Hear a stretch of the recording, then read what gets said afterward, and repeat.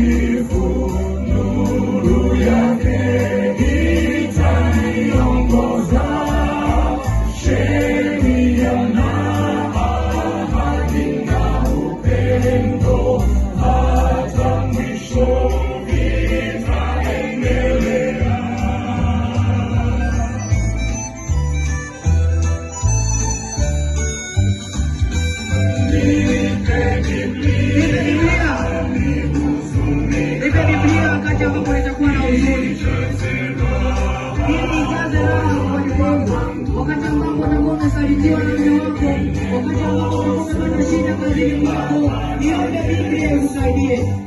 Nisome ili kukuongoza katika maisha